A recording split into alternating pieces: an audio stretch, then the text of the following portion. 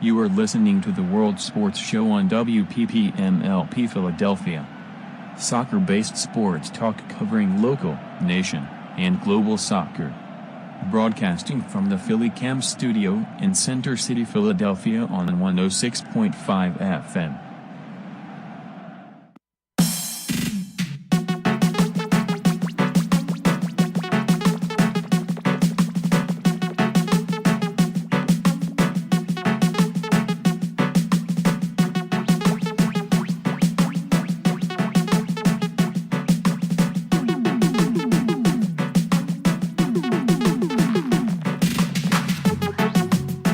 And welcome to World Sports Show. Charlie Flowe here. It is a beautiful, rainy, but beautiful evening here in Philadelphia. It is August the 12th. World Sports Show coming to you live on WPP and LP Philadelphia, phillycamp.org/listen. On the interwebs, we have a really special guest in tonight. We got Keasel Broome from Barbados and does a lot of coaching, as now will be coaching this fall with University of Delaware, the Blue Hens. So a little rivalry of my school, Drexel. So looking forward to breaking down a lot of local soccer. So we'll go through. Philadelphia Union had a really big week. They pulled off 2 wins. They pulled a 3-0 win over Chicago Fire in the semifinals of the U.S. Open Cup. So they will be playing the Houston Dynamo on September 26th in the Open Cup final. Time is TBA. I've been checking it, so I don't know if any of you guys had to scoop it. I don't know what time is going to be the kickoff. Still TBA. Still TBA. I'm guessing, since they're in a Central Time, it may be about maybe 9 o'clock. Maybe it's an 8 o'clock game or 7 o'clock. It's hard to say in Houston because I know they play all those night games because it's so hot in Houston. So maybe I'd say an 8 o'clock Houston time, 9 o'clock Philly time. Good for me. I can deal with that. 8 o'clock Eastern. Yeah, 8 o'clock Eastern, but that'll be local time, 7 o'clock Central in Houston. Also, the Philadelphia Union had a very massive win on the road last night against their rivals, New England. They blew a 2-0 lead early with 2 Jack Elliott goals, but came back with a 3-2 winner on a PK by Pical. So that's good to have the win on the road. I mean, so far they've seemed to have the number of New England. The first win of the season was over New England. So we will also dip into the NWSL this past Friday. Chicago and North Carolina tied 1-1. North Carolina still holding on to first place in NWSL with 50 points. Closest is Seattle with 36. Portland also snuck into now third place with their 2-0 win yesterday over Orlando. Sky Blue also lost 2-1 to Houston. A late PK goal from our good friend Rachel Daly. Keep you updated more to the NWSL news, but as it stands, North Carolina did clinch the number 1 spot, so they do have the shield of 50 points. Second place, Seattle with 36, Portland 32, Orlando 30. Chicago and Utah hanging in there with 29 and 28 points. And, hey, Houston's still kind of hanging in there. That win for Houston puts them in 7th. But if you look at 4th place, 30 points, 7th place, 26 points, it's only 4 points to separate 7th place and 4th place. Just get in there. Get in there and anything could happen. That's all you need to do. That's the neat part about the NWSL playoffs that ask Mark Parsons last year. North Carolina won it all in the regular season, but all it takes is winning in that final. And being the final is in Portland, it's crazy to think that all you really need to do is Portland get a 2 seed. The 1 seed doesn't really even matter. You get a 2 seed, you got home cooking throughout the playoffs. So we'll break down more of that. We want to dip into the world of goalkeeper coaching. We got 3 goalkeeper coaches here, and we're just break down a lot of that. And I mean, how long have you been coaching now, Keasel? A couple years, right? You told me. Yeah, a couple years. Down at University of Delaware for this year. Last year I was at St. Francis University in PA. A year before that I was at Penn State, Harrisburg. And then doing a lot of youth stuff. I've been doing, when I was in Harrisburg, I with LDC, Panthers USA, Hershey Soccer Club. When I was out in Pittsburgh, I was with the Riverhounds Academy. And then this year down at University of Delaware, I'm doing Kirkwood, Delaware Union. I think I'm all over the place. GPS Revolution. You sound like a typical American coaches, man. That we put a lot of miles on the vehicles, and we get used to stuff like talk radio and podcasts and listening to music and putting a CD in and just driving. Yeah, literally. Yeah. Funny story. Keasel did text me. He wanted to go home and get cleaned up before coming on the show. I'm like, you're hanging out with a bunch of coaches. there's no way he can smell worse than us. Right. It's No like, doubt. how many times John and I come in here literally after a session, still sweating through our shirts. That's the great thing about radio, not being on television. You don't got to look good or smell good. Yeah, we're definitely built for radio. Yeah, exactly. So nobody smells us over the air. But no, I mean, the keeper position, it's changed over the years, and I'm sure you do a lot more footwork, and I do that. I like to explain to a lot of parents when I'm coaching is, you have to almost explain to parents. They see me doing a lot of footwork, a lot of foot drills. I'm like, well, I thought you were a keeper coach, but I'm sure you've seen it, that you have to incorporate the footwork. Oh, yeah. I mean, you could take an example just from the World Cup. Willie Caballero gets a ball back and mishits it, and then he gets volleyed, top chatter. I mean, you have to be, good with the ball at your feet as the position has developed over the last couple of years. Yeah, we've just seen so many of those, foot mistakes of not playing the ball or playing the ball wrong, but then when it does go right, it becomes like this system. I mean, we're looking back at the 2014 World Cup, and a stat that blew my mind that I like to bring up at least every 3 months on World Sports Show is that, that with the 2014 World Cup, Neuer completed more passes than Messi in the 2014 World Cup. And you look at his heat map, there's times where he's in the center circle, and you got such a machine. He was by far the most mobile goalie in the tournament. I mean, I remember, just being a kid, and even when I first got into coaching, I almost started flipping out of my keepers for leaving the 18. I'm like, no, hold 18. I used to tell some of my kids that. And even when I was playing in high school, I never played keeper, but, it was a big thing. Like, keepers were like, hold the 18. It was a big deal. You didn't push up out of your 18. Yeah, I guess that's the thing, especially coaching keepers at a young age where, when they're just starting to play, they know we're in this spot, we're going to be here. Coach told us not to leave the line. Yeah, you stay in this little box here. So it's almost the complete opposite philosophy now. Yeah. I mean, do you see that changing? Definitely. I mean, from my own personal experience, when I was at Providence College, we made the Final Four, and we're on national television. I decided to take on 2 forwards in front of my goal. It worked out both times, but, if it didn't, you'd be on the not top 10 for ESPN the rest of your life. Oh, 100%. 100%. But I think as a coach, when dealing with, in competitive games, I give a lot more leeway with the keeper not making the hand save as compared to a footwork mistake. The footwork mistake is something that, we practice, and the hands, that's just my philosophy at the younger age. Yeah.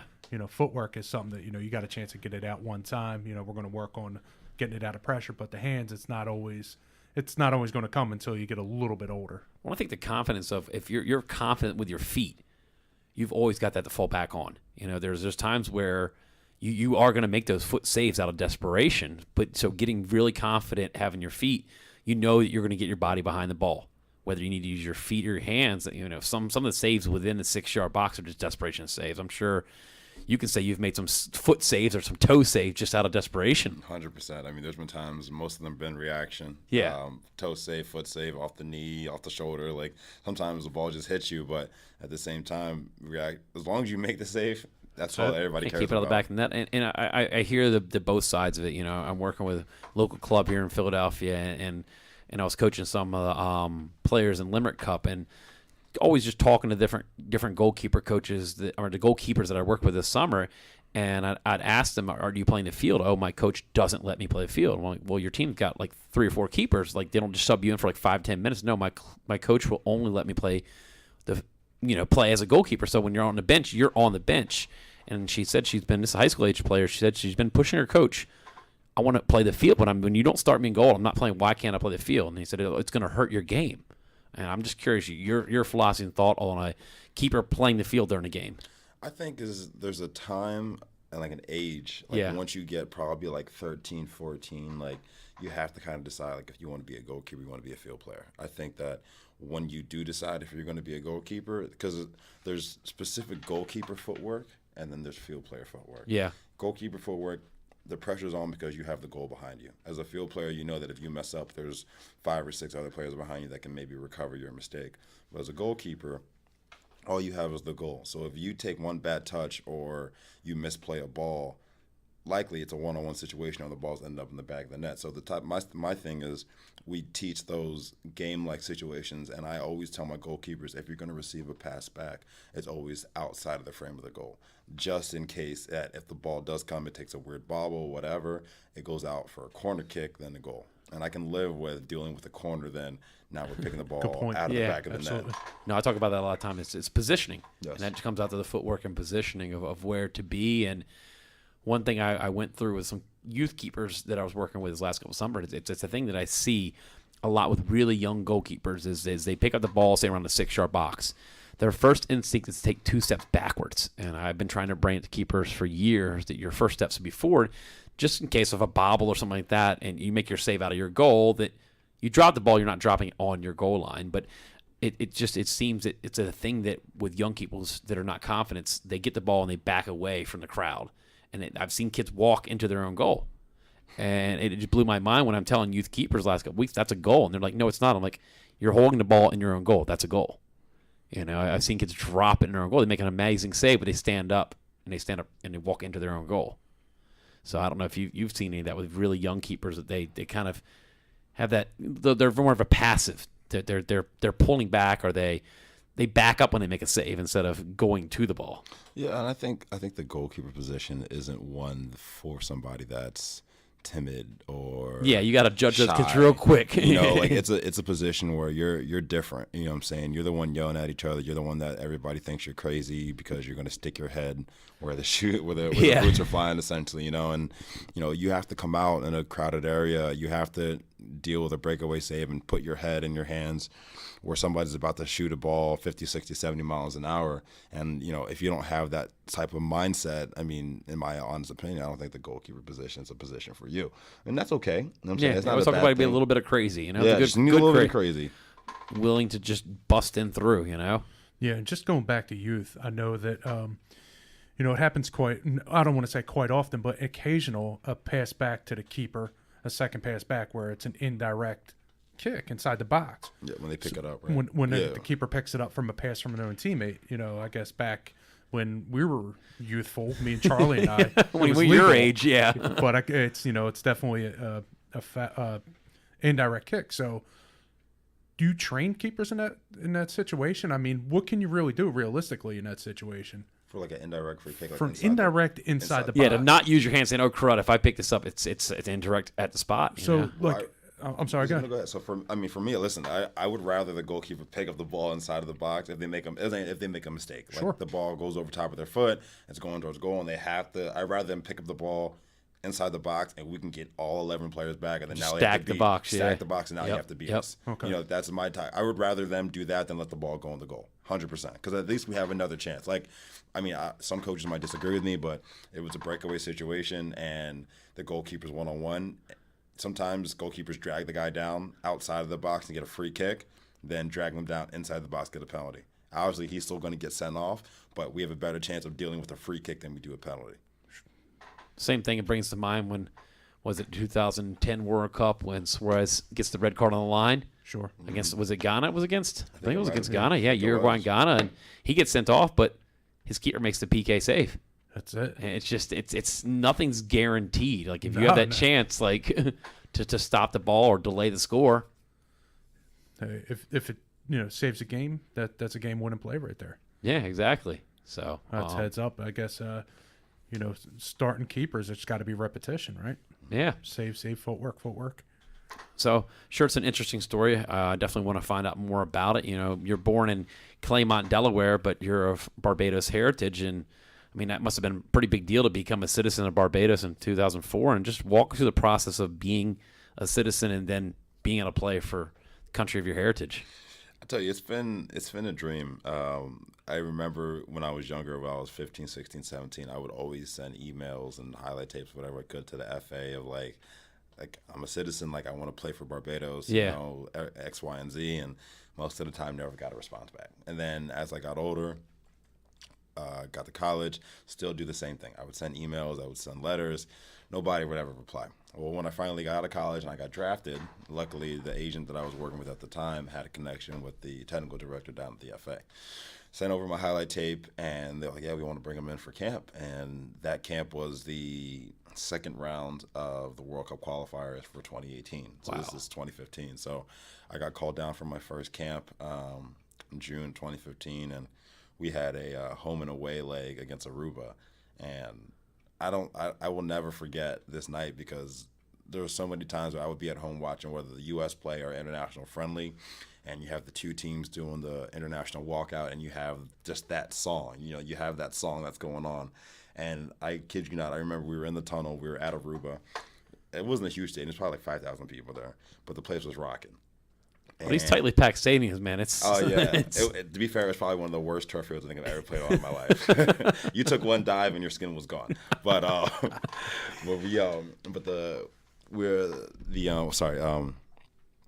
the music comes on and we're starting to walk out, and I couldn't help but just smile, because for so long this is something that I've wanted, is to play for my dad's country, or my adopted, my second home, whatever you want to call it, but play for my country in a World Cup qualifier. I mean, this is a game that determines whether we go to the next round or whatever they get, but this is for the World Cup. You know what I'm saying? Like, not many people or players in general get a chance to represent their country, no matter how big or small the country is, to do that on the national stage. And the fact that I was able to do that, and whether it's coming from Claremont, Delaware, or going to Providence College, whatever the case is, but the fact that I had the opportunity to do that will always be in my memory, and I'll never forget that game ever. Well, I think, one time me and Charlie talked about going to an American territory just to try. Well, I did actually do that for, gosh, I don't remember the year, but it was for the, gosh, I can't remember the year, if it was for the 2010 World Cup. You know what? It would have been for the 14 World Cup. I was down on U.S. Virgin Islands, and I contacted their technical director. I was going down there for vacation. I'm like, okay, let me just contact. I go on all these vacations. I just try to contact the local soccer people and get in. Same thing with you. You send the emails. Some you get a reply. Some you don't get a reply. And they replied within like a day. I think I sent them a Facebook message, U.S. Virgin Islands, about, hey, I'm going to be down there. What are you guys doing? You guys do anything? I knew it was in the middle. It was getting ready to start for the World Cup qualifying for the 2014 World Cup. Yeah, it was for Brazil. And they said, oh, we actually have an open tryout. And I didn't think, hey, I'll try out. No, it wasn't even in my mind. I'm just going to go there as a reporter for World Sports Show, do some interviews, get some photos for the website. So it was their first open tryout for their World Cup roster. They were going to keep 23. 44 guys showed up. I'm thinking, man, if I'd have been the 45th, I got technically a 50% chance of making the squad. 50-50. 50-50. I mean, maybe I didn't make the team, but I could have said, well, I have a 50% chance that I'm going to be on a World Cup qualifier roster, not playing. But it does kind of hit you with watching these guys try out, that these guys are getting to go play in a World Cup qualifier, and they ended up having to play, I think, the home and away. Because, I mean, you look down at the lowest qualifications, what some of the small countries have to go to. It reminds me a lot of the U.S. Open Cup, that the process of Junior Lone Star team I coach with, the process we had to do just to walk in the door to be in the Open Cup. You're talking like 4 or 5 qualifying rounds, and then U.S. is just sitting there waiting like, all right, you guys want to do your thing for a couple years, we'll be here waiting for you. So it's just that, Virgin Islands ended up playing BVI, British Virgin Islands, in a home and away, and then it comes down to it's just field regulation. They were playing on a half baseball field, half soccer field, so they had to get all these approval to play part of the game on a baseball field. So I'm sure you've seen playing in the Caribbean all kinds of cricket pitches and tracks. I have some horror. Listen, we last summer when I was playing in the river for the Riverhounds, we had a small island tournament in Grenada, and the majority of the tournament was at the National Stadium. I forget what kind of Karani James Stadium, but there was another field. And by the way, Grenada's not a big island. Like I think it's smaller than the state of Delaware. It took us an hour and a half to get from one end of the island to the other, and we get to this pitch. And I kid you not, there was glass bottles, there were crab legs, there was dirt. You got there the day after the fish fry, not the day of the fish fry. Fish fry was here last night. It wasn't, half of it was a cricket pitch, because the middle of it was just nothing but hard dirt. Oh, wow! It was probably one of the worst grass fields I've ever played on. But I mean, sometimes it's just how it is. Some of the Caribbean islands just don't have the resources or the funds to have something like the U.S. has, or you can go anywhere in the country you want. You can go to Orlando, you can go to Columbus, go to Philly, go to L.A. You have that infrastructure, but those smaller countries sometimes don't have that. At least you guys got rewarded with some decent beaches there. Here it's pretty nice there in Grenada. Grenada wasn't bad. No, I'll tell you, I love Barbados a lot more, but Grenada wasn't bad. You better say that. Just to circle back to the Barbados to the World Cup game, the feeling once the game got started, I always thought about this and always wanted to ask the question was, how was the actual flow of the game? Was it nervy? Was it choppy? Was it everybody trying? I'm sure everybody was trying to play 130%. But what was the feel of the game and the flow? And was there changes or how did it go? I think our mentality for that first game was because we were away. We kind of wanted to sit in a little bit more, so we kind of absorbed a decent amount of the pressure, and we called them on 2 counterattacks, and we won 2-0. But it was a situation where we kind of felt the other team out for us because we didn't know what they Especially would the have. road team. Especially the road team, yeah. Aruba was a situation that them being a Dutch colony, they had a lot of Dutch players come from overseas. Okay. So we didn't know who they would have, what the level was. So we kind of rode the wave for the first 15, 20 minutes, see what they had, and then we would adjust as the game went on. We got 2 goals before halftime, and then unfortunately we got a red card 10 minutes into the second half. Wow. And then we just did 2 blocks of 4, and one of our forwards just let them run. So, but we got on with the victory, and it was just it was a day that I'll never forget. Oh, that's just an honor, man. I mean, that's just even wearing. We talk about that, just being out there of national anthems. Many games that John and I've been to and covered from coaching point of view or media, just that hearing the country's national anthem and just standing there wearing that. I mean, it's just like. Probably gives you goosebumps, just that whole, this is so surreal because you're playing in a World Cup qualifier for representing your country. Yeah, and I think the biggest part of it was that I got to stand next to Emerson Boyce. Emerson Boyce, I don't know if anybody knows, so he was the captain of Wigan Athletic when they beat Chelsea in the FA Cup final. I think 2012 was it? Yep. And to be next to somebody that has Premier League experience was unbelievable. I mean, as a person, nicest guy in the world. Very humble, nicest guy in the world. But to stand next to him and to go to battle with a guy like that, I mean, that's another thing that I'll never forget either. And even being a goalkeeper, I mean, we talk about how much the position is so mental as a goalkeeper that it's like you want your backline to do their job, but sometimes you want to get that touch. I'm alive, I'm in the game, because all the field players, once the whistle blows, they're running. But as a goalkeeper, you're kind of sitting waiting for something to maybe go wrong. Yeah, it's always that kind of what if type thing. And you probably got the nerves. You're like, I just want to get a touch. I just want to get a ball in my hands. I want to get a ball played back to me. But if your team's doing the right thing, you don't have any work.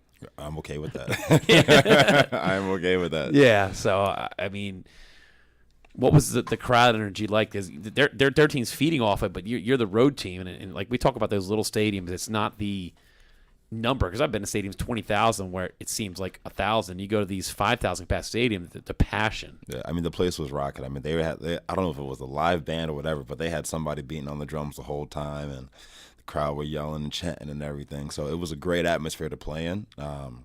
It was fun. It was a small stadium, but the fans were. I mean, the nation really got behind. That's awesome. Them for sure, and they tried their best, and obviously we just came up better on the day, but atmosphere was great. And even when I was in college or even playing the last couple of years, when you go, I love going to away games because I love the fact of going to a hotel, trying to ruin the party. I love that. I love coming off the bus and trying to, ruin the party, especially whether it's, going down to Charleston or whatever it was. But like the biggest thing I think it was Cincinnati. I think you go into Cincinnati and they have like 25,000 fans and you're trying to spoil that party. I think that's probably one of the most fun, atmospheres you can find in the U.S. right now. So what's the post-game reception like? You guys beat Aruba in their house in World Cup qualifier, and everything. I mean, for us, everything was good. We took a picture on the field. Yeah, we won.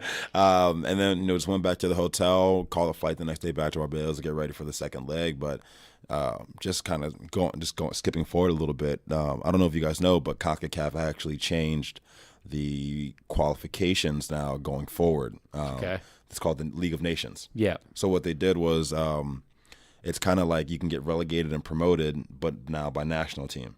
So what's going to happen over the next couple months, so September, October, November, and then March of 2019, minus the 6 teams that were in the Hex this past World Cup cycle, will be going against each other. So Barbados, for example, we're playing in Guyana in September, in El Salvador in October, home to USVI in November. So much a better setup instead of having it's like sometimes it felt like it was the one and done. You you just get the luck of the draw of who you draw. Well, the thing like the old way, what they do is like the small islands, the USVIs, Barbados, Bahamas, whatever. Yeah, you have to play 2 and 3 and 4 rounds before you even get a chance to play be in a group stage. To type be in a thing, group stage, thing, yeah. you know. So like now this is where everybody's getting competitive games throughout the entire year. You know, FIFA isn't as it's the only fair way to grow the game in small countries. I mean, exactly. So we're really excited about it. We got I think out of most of the teams in the Caribbean, we got a pretty tough draw.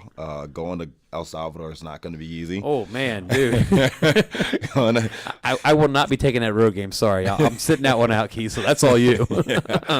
Guyana's not going to be easy either. But you know, USVI home and then a tough home game against Nicaragua won't be easy either. So, but to be fair, if somehow we end up getting 4 wins, I have no doubt that we would qualify. And this is the direct way of qualifying for the Gold Cup for next summer. That would be amazing. So, I mean, we talk about this a lot on the show about the model that the U.S. obviously failed to qualify for this past World Cup. And John and I talk about this over and over and over that, you know, you have a lot of these false sense that the U.S. is good because even if you look at their friendlies, okay, they beat Bolivia before the World Cup. They go to Ireland, lose a game. They could have won. Then they go to France, could have won over France, you know, had a 1-zip lead. But to me, it's that you need to be playing CONCACAF-style teams, you know, because that's the thing is the Klinsmann era, even some with Bruce Arena era, had good success. I mean, we beat Spain under Klinsmann, great, but you don't need to beat Spain to get in the World Cup. You know, qualifying. You got to beat like Honduras. You got to beat Jamaica. You know, we've struggled against Jamaica. You've got to beat those teams, and you got to design yourself and to go win in Honduras. Those are hard things to do. Yeah. Go win in Costa Rica, and that's our biggest Achilles heel is how do we fare against the Caribbean and Latin America. I think the best U.S. team, in my opinion, is when they focused on beating Mexico. Focused on going into Mexico City and getting that win where they rarely win in Azteca. Yeah. So when they're constructing a team to fight Mexico and the rivals, you know, styles comparable. I don't want to say similar, but definitely comparable with speed and size. Then I think that's when they're deadliest, especially in qualification, because just like you said, you got to get there. Can't build to play Germany for not going to play Germany. Yeah. That's the thing is they weren't prepared to handle these small Caribbean nations, especially teams that are eliminated. They're eliminated. Those are dangerous teams. Like that Trinidad team was a dangerous team. When you go up against a team that mathematically out of it, and you start bringing in the youth system, those guys are playing for jobs. They're playing to replace those guys, and I'm sure you've seen it how physical games in the Caribbean can get. And I think a lot of people don't realize that me and John have coached against play with Caribbean guys, and it's not a joke at all. And I think that a lot of the American population needs to go down there and see some of these pickup games and see their leagues of how physical it is and how fast it is. Yeah, I mean, when I was in Grenada last year, I kid you not, that tournament was a 5-team tournament, so we were that 15. So you're Pittsburgh, and who else was in that tournament then? No, this is for Barbados. Sorry, this is for a Barbados tournament. So yeah, it was Grenada, Barbados, St. Lucia, St. Vincent, and Barbados, St. Lucia, Grenada, St. Vincent. I'm guessing it's another island. Oh, Grenada. So there's another island. Anyway, we watched the first 2 matches go, and some of the tackles that I witnessed. You know that the eye emoji that you guys like, the big eye emoji. That's what I was like watching these games. And you haven't played those guys yet. And the ref just not even blowing a whistle, not even giving a yellow card, or even just playing on. I'm just like, he gets paid by the hour. Maybe he's like, I'm trying to get out of here by. Yeah, it was unbelievable. But wow. The tackles, man, that flying in are just like, if you don't, somebody needs to get out because somebody's going to go to the hospital because it was that serious. It was unbelievable. No, I love that you brought that up about the whole qualifications because, you know, when I was down doing some work with Turks and Caicos Islands Football Association, just like to only get 2 games, a home and away against a random draw, you just might happen to go against that team that just has had your number. Yeah. So you don't even have a chance. So there's just the years and years to build up to get the World Cup qualifying to only get 2 games. Yep. And then listen, if you lose, you don't play another game for 4 years. Yeah, that means something. Yeah, exactly. I mean, it's beyond experience. It's getting the revenue for the country to get to the team. It's, you know, of course. Yeah, how do we build better facilities if we're not? Exactly. You know, and I have seen, you know, that the FIFA was doing some work down there when I was in Turks and Caicos about this building facilities. They have a really nice grass pitch, and then they have a really nice turf pitch, because the turf pitch, as much as, you know, I don't like turf, but realistically, you can practice on it 24/7, and they got lights. So you can constantly develop your youth program, because you're not worried about a field getting beat up. And that's the big thing, is developing that youth program. You know, getting the young kids there, getting them in, getting them under lights and small-sided goals and things like that. I mean, another example, you got your tourism boost. Your fourth game coming up, it's a home game. Whether you're 3 wins and looking to seal the deal, or the away team's coming and bringing a travel pack of visitors, another economy boost. So it's a win-win across the board. Yeah, and for Barbados, tourism is probably one of the number one, income boosts, because you have so many people coming on holiday, vacation, Yeah, whatever. and if I found out it's a local game, I do that everywhere I travel, try to find out, you know, hey, there's a game going on. Why would I not go to this game? Yeah, exactly. So you've done some playing in the USL. You play with the Cosmos, and even just playing with the Cosmos, I'm sure that just donning that jersey and just that, I mean, that's something all of us kids grew up, you know, idolizing Pele Cosmos. Yeah, the Cosmos were, listen, I take for granted what I had now, because at the time I didn't know what I had. I mean, I remember the first day I walk in on trial, and I'm sitting down, and, you know, I knew Raul was on the team, but I didn't know Raul was on the team until I saw Raul in person, you know, and everybody's like, he's coming in nice. Oh, right, that was the year you were with him. I remember that. That was a big deal, because he was finishing up with Schalke, wasn't he? Finishing up with Schalke or something here at the Union game. Yeah, it finished up when we were there. Yeah. And he, I mean, you're talking about professional, and you want to talk about somebody who was 3 steps ahead of the play. I mean, it was just unbelievable, some of the things that I watched him do in training or just in games. And to be 2 seats down from him in the locker room, unbelievable. Trying not to get like fanboy on him, like. Listen, the thing about it was, so like, I remember as the season's coming to a close, like everybody knew he was retiring and stuff like that. So this is the last practice before the championship game, right? So I knew that chances are I'm not going to see him after this last game. So I brought everything possible for him to sign. I had jerseys, I had T-shirts, I had friends asking me for jerseys to get them signed from Real Madrid. I had a bag full of stuff. I was like, hey, Raul, just before you leave, just in case I don't see you again, can you sign that sign this, and these 3 other things over here for me? How'd that go down? Well, he signed everything. That's good. That's good.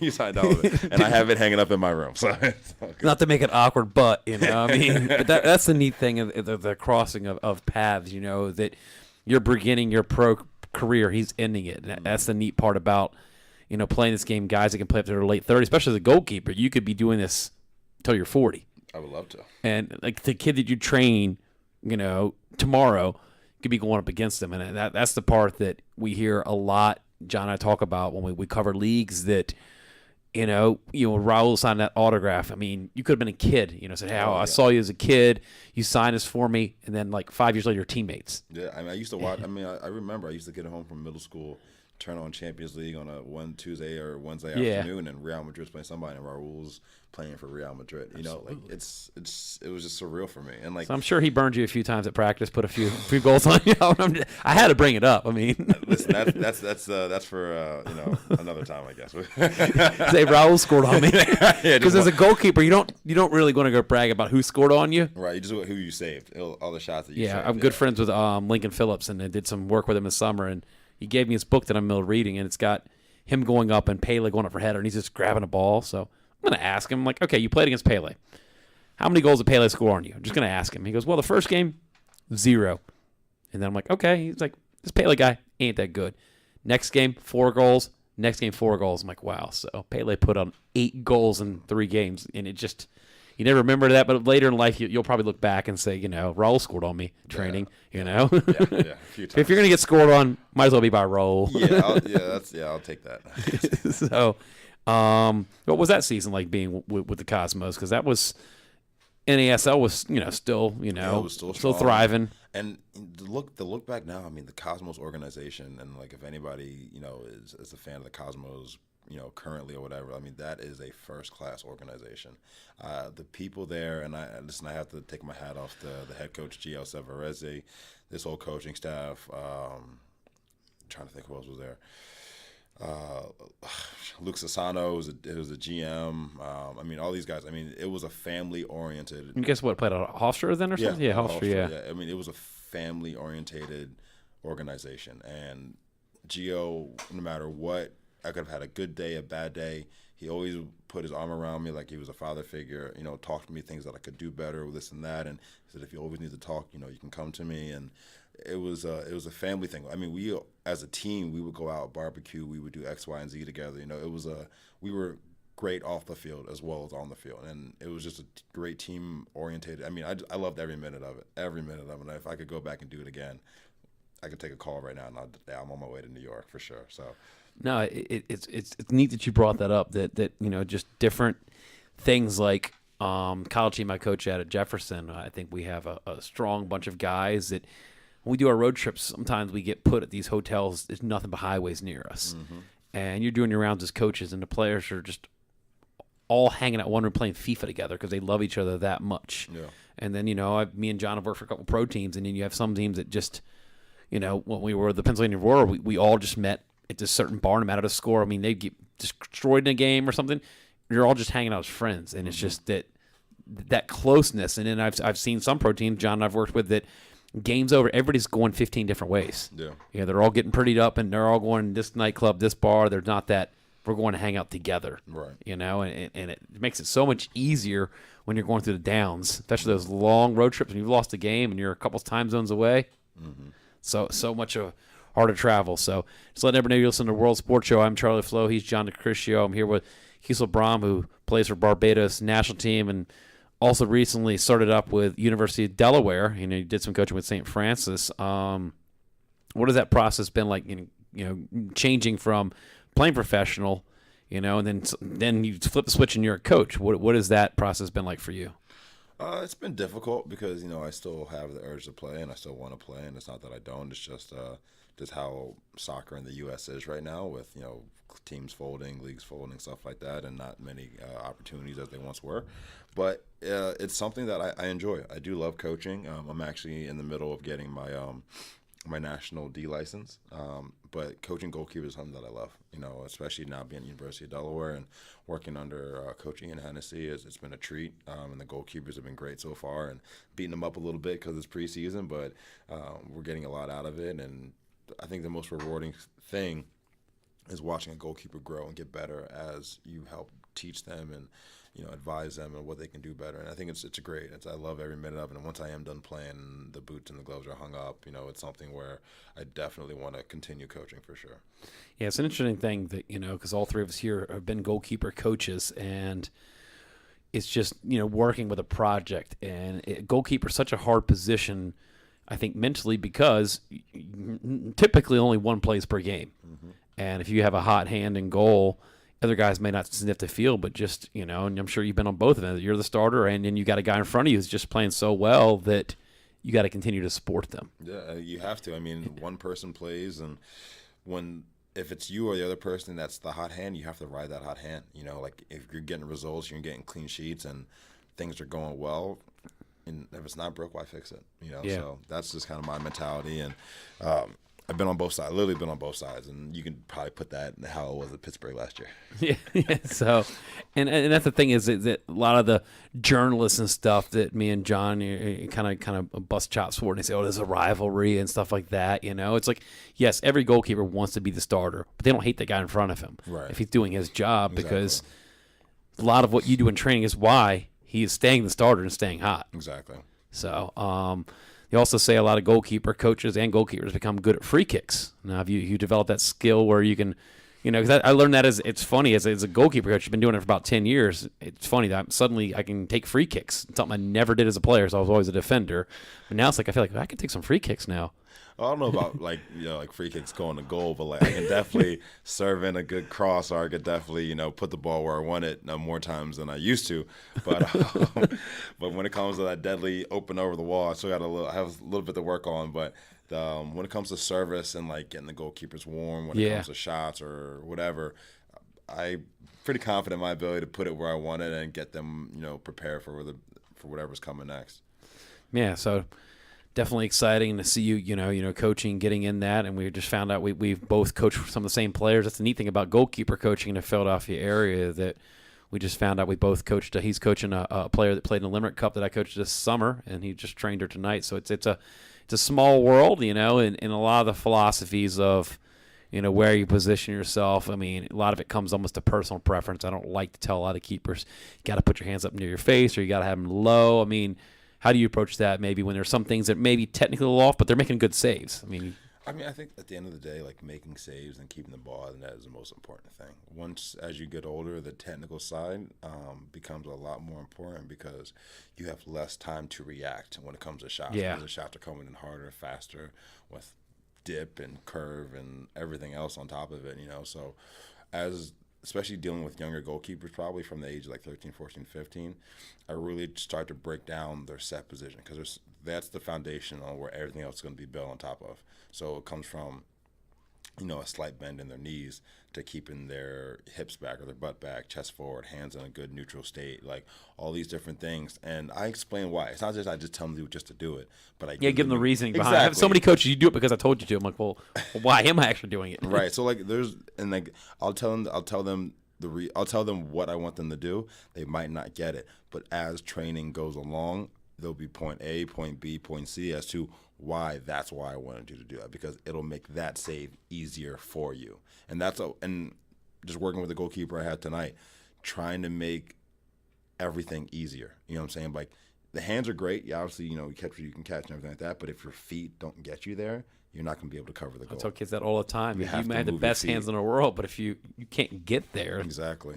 So I'm very big on that, like, especially the lateral movement going side to side. I think it's very important, and if you can't keep that balance set as you move, and let's say the ball takes the deflection, now you're going the wrong way and we're down 1-0. But I'm big on all that stuff. I mean, I just finished a training camp, a goalkeeper training camp down in Delaware this past week. Yeah, you were talking about that last week. Yeah, I had 25 kids, from 2 from Jersey, most from Delaware, and 1 from Maryland, and we just got after it for the week. I mean, it was great. We had 4 days of legit hard training. On Wednesday, we did a classroom session, broke it down, kind of the position, the angles, all that fun stuff. And then after training on Friday, the last day, did a college recruiting seminar. So, we really kind of broke down all aspects of the position, the technical side of it, the physical side of it, the mental side of it, but also gave the parents and the goalkeepers the classroom knowledge and what they need to do if they want to play in that next level at college. No, it's so crucial and key that they can hear it from somebody who's been there, done that, and even the classroom session too. It's just there's so many things they need to actually visually see, Exactly. And especially this past World Cup when we saw a lot of own goals and a lot of set piece goals, and a lot of people like to blame the keeper, right. So I just want to hear your thoughts. There's been discussion a lot about the whole corner kick man on the post. How were you raised? Or I was always taught, because I played right back, I was the man on the post. I like 2 men on the post, and I like 1 level with the post in between the 6 or like 4 to 5 yards out from the post. That's my thing. I'm big on that, because I rather have. That's a spot that if the ball's whipped in hard and low, I can't get to. Yeah, no matter what. No matter what, I can't get to. And having guys on the post, if I can't get to the ball, I have at least another 2 to 3 feet on each side that somebody can cover for me. So my thing is protect the goal first, and then we can worry about everything else later. So having those guys there, and my thing is this: don't move until I tell you to move. Don't move until I tell you to move, because there have been instances where balls played in, ball doesn't get hit right away, they start to cheat off the post, and the ball goes exactly where they are. And you didn't do your job, dude. Why not? Right. Why didn't you save? You know what I'm saying? Like, I didn't tell you to get up, so like, why? You know what I'm saying? But that's me. 2 men on each post, 1 top of the 6 in line with that front post, and that's how I like to do it. Yeah, just to piggyback on that one, I'm noticing a lot, especially at the pro level, a lot of training corner kicks, playing it short, and usually the commentators say they're looking to take a different angle approach in from the side. Yeah. I mean, do you think it's harder to reset your defense on a training corner? Well, my thing is this: like, even though they do a short corner, I don't need to move anybody. The only time that I move anybody is when the ball's cleared, then we get up. Other than that, like, if it's a short, just touch and hit, no need to move anybody. It's still the same, exactly almost the same position. If the ball now gets played 30 yards higher, then we'll step the line. But other than that, like, we're gonna sit there and bring it. You know what I'm saying? Like, throw the ball in the box and let me come get it. That's good to know. It seems like it's an epidemic. I'm watching Yeah, like games the obsession is like we need man on. We need man on. But if you do the right zone, you're making the goal smaller. It's just basic math. Yeah, but I'm taking a 24-foot goal and shrinking it to at least 20 feet. At least. Yeah. Well, my thing is this: like, I only personally and myself, just as a player or a coach, I hate zone. I absolutely hate zone because there's no ownership. There is no ownership. There is no accountability. There's nothing because everybody's just sitting in their spot. And if they don't think they can get it, they leave it for the next guy. And then they don't think they can get it, and they leave it. And then next man up. But there is no next man up, and then it's you're getting burned. Exactly. So for me, I like man on man defense because there is accountability at that point in time. Yeah.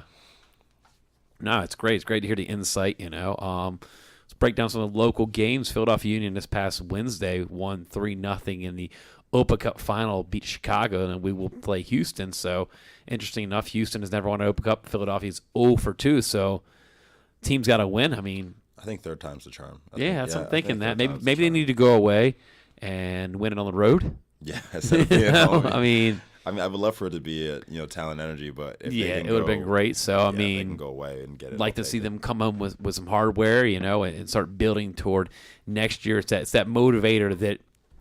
It's weird because it happens before the MLS season ends, and it's kind of like when you have the FA Cup. Sometimes that's the end. The season's over with. That's kind of like the reward at the end. You get the Champions League final, you get the FA Cup final, but your regular season's already over. But with MLS, it pretty much is their season. It's I don't know if it's likely they'll make the playoffs. It's hard to say if Union will, but maybe it's that kind of boost that.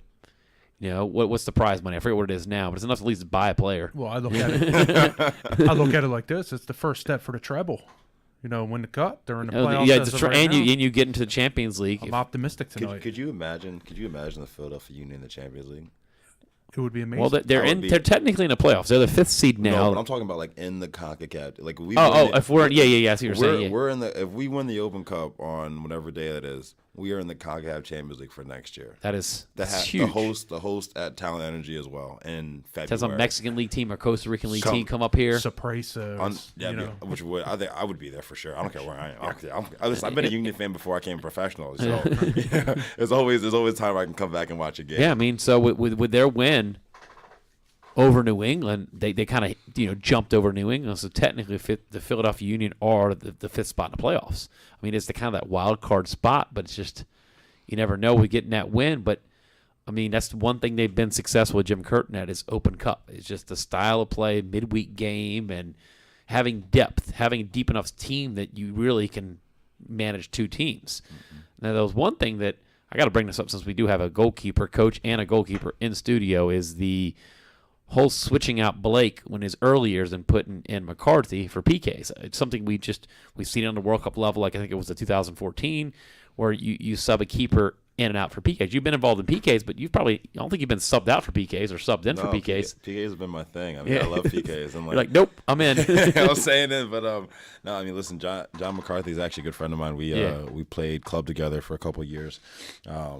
and talk every once in a while, and obviously he's having a great career. He's done very well in the games that he's come in for Philly, and he's done a good job and held the fort down. And I think for him, anytime that he gets an opportunity, I think he's going to do well. I think he's very confident in himself. And, we've seen him a lot, especially with the Gold Cup when Blake's disappeared for national team duties. Yeah, he comes in and does a good job. He fills in, and it's a great story because played at LaSalle, exactly. Played in local PDL leagues with Ocean City, and Reading as well. Yeah, Reading. So it's one of those things. Reading and Ocean City, the products that they put out there, like we talked about, like you worked with Burke, just that Reading team. We had to bring that up since you were involved in that 2012 team, that caliber team that you guys could hang. You guys could hang in the MLS. Like if you put that squad right now in the MLS, you guys would. We'd have to call Steve Newman, get him out of retirement, and same with Ryan Finley. But aged a few of the guys are a few years younger, maybe. Get them back to their prime, but.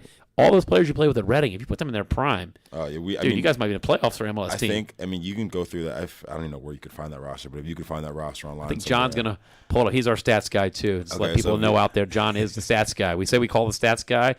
John is also the stats guy. So, but you played with. If you could put that. So we had Deshaun Brown, Jamaican international, who's still playing. Pedro Ribeiro. Was this 2013, 2012, 13 season? Pedro Ribeiro, who's been in the MLS. He's playing out in Fresno, I think, right now. Okay. Ryan Finley, who was a huge. We've had him on the show. I forget where.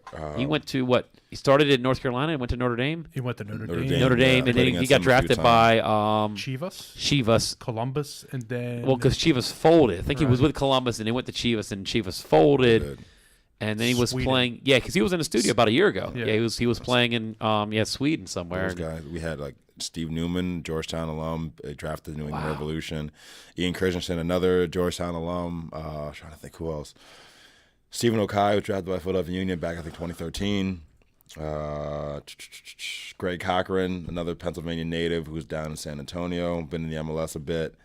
Trying to think. Dante Marini, another PA native, went to Northeastern up in Boston. He's down at Charleston Battery. Yeah. Trying to think. Baldwin Lucas was a University of South Florida guy, Brazilian. I think he's still kicking around somewhere. I'm trying to think who else. I mean, you were under Burke, and that was like Burke really started getting the coaching. He was Damian Lowe. Damian Lowe is another one. You're talking about him. Yeah, Seattle Sounders. He's over. I think he's in Norway now, playing First Division Norway. Another Jamaican international. I think John that's the current roster. He's pulling up the roster from. Looking back, was Herzog on that squad? Herzog, he was, I think, a year or two before me. Let me see if I can see any. Leo Fernandez, he is down at Tampa Bay Rowdy. He's got Greg Cochran, Deshaun Brown. That's right. He was with the Union. Started out with the Union a little bit. He was a Cosmos too for a little bit too. He was actually there with me in 2015 with the college. He was on loan from Philly.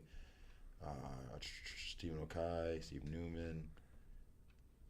Yeah, just a solid squad, that I mean, when the PDL's done right in these development leagues like USL done right, I mean they can produce some products and make deep runs into the PDL playoffs. So, I mean, you did play with Ocean City a little bit, I saw too. So that's a pretty interesting setup because I worked with Ocean City a couple years ago, right on the beach. It's not a bad location, on the boardwalk, man. Listen, just the Ferris wheels and all that going on while you're playing. Yeah, living 4 blocks away from the ocean was nice. You never can complain about that, So, never complain what's the setup like in Barbados? How is your national team field? Is that? I mean, so we have a turf field. Okay. That just got upgraded. Got brand new lights. 3 like the big time, like you see everywhere in the United States. Okay. Lights. Brand new stands that are put up, and there's a 5-year plan where they're going to make a huge grandstand on the bench side. Okay. So right now on the far side they have bleachers or big bleachers kind of going down the side. There'll be what's it called? I can't even think. There'll be a goal. There'll be stands behind the goals. There'll be stands behind the goal as well, and then there'll be a grandstand.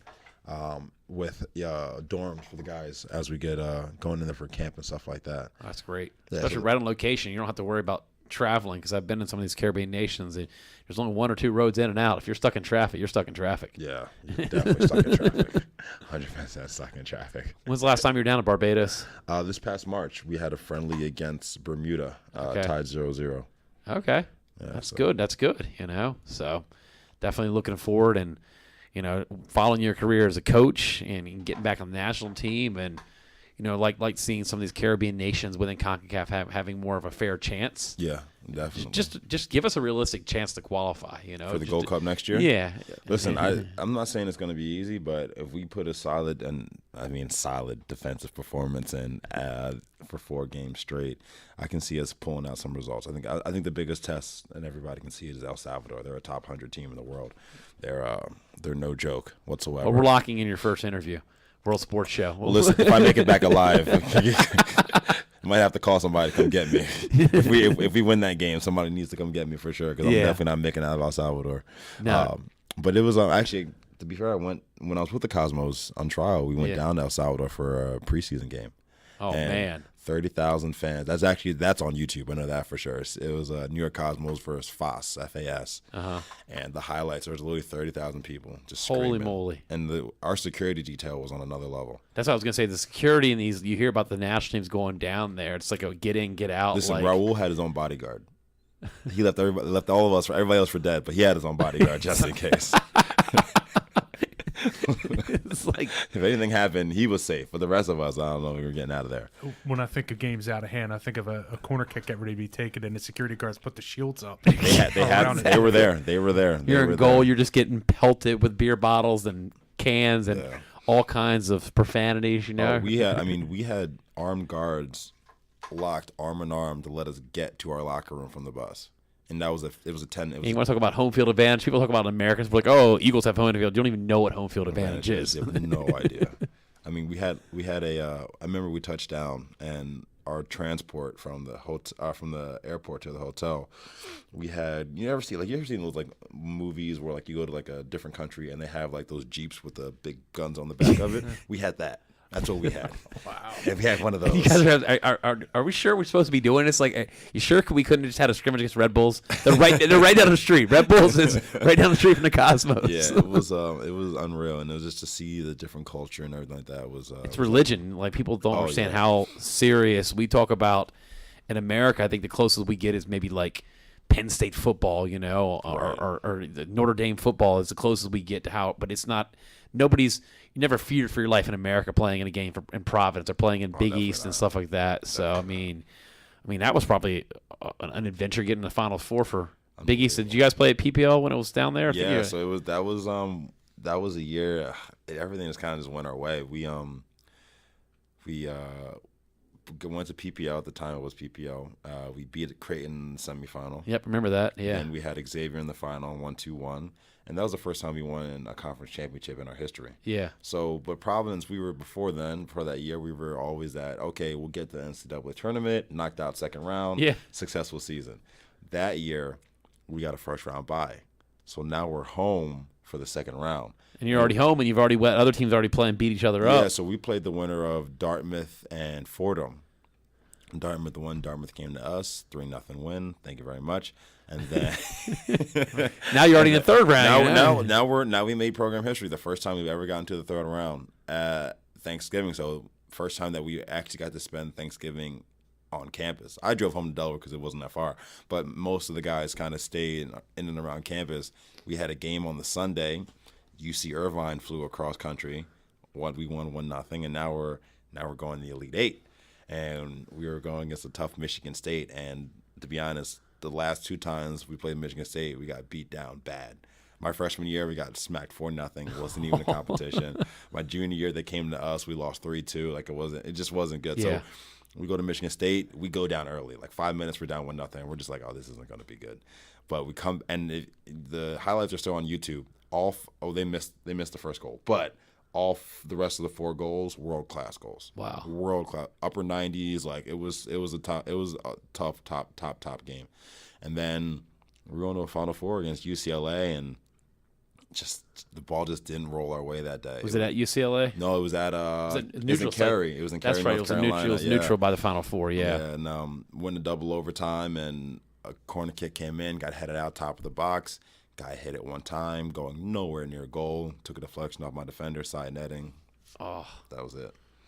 That's a tough one, you know. It's a tough one to swallow. But I mean, did that journey, that ride to beat some well-known programs. You know, it was unbelievable.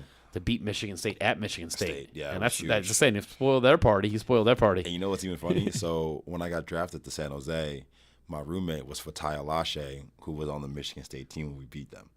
So now he's and we still talk about it too. I send him a text every once in a while. You remember when I saved your shot? Remember that one?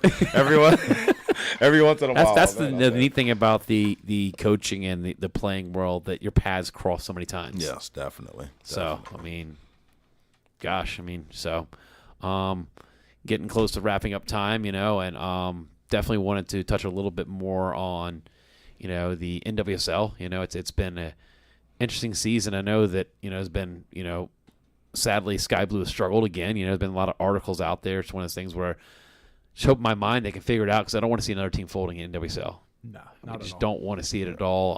I know that Denise is doing, you know, has a tough job, you know, because it's just hoping, you know, that, you know, ownership steps in and starts providing the players and the team the resources they need. You know, I spent a season with Sky Blue, and it wasn't the greatest situations, but just, you know, hoping that they can turn that ship around. You know, we don't want to see any team in any of these leagues fold. I mean, you've been around at Keasel. We've seen these USL teams fold, and it's.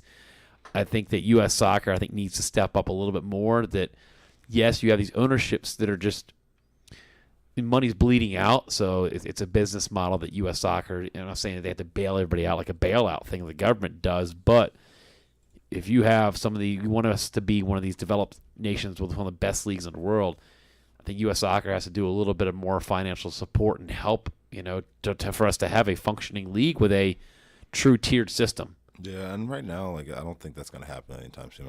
I wish that we could do a promotion relegation, but like we talked about earlier, it doesn't. We're too young of a nation when it comes. We don't have enough history, and it doesn't make sense for an owner to invest $200 million and then essentially get relegated the next season. Yeah, all that work that essentially do to get in the MLS, and then they could be gone. Exactly. So right now, it's not going to work. Hopefully, in the future, and maybe in the near future, it'll work. But right now, I just can't see it happening. I want to thank you coming in, and thank you for having me. Wish you guys best of luck at Delaware. The cool part is John and I both go to college, but we're at different levels. So you can win a national title, we can win a national title, and no love lost, right? Exactly. So, thank everybody listening to World Sports Show. I'm Charlie Flowe. He's Keasel Broome, and that's John DiCriscio. We'll be back next time. Next week, you are listening to World Sports Show on WPPN LP Philadelphia 106.5 on your FM dial, phillycam.org/listen on the internet. We'll be back next week. See you guys later. Thank you for watching a World Sports Show production. For more info, go to worldsportsshow.com.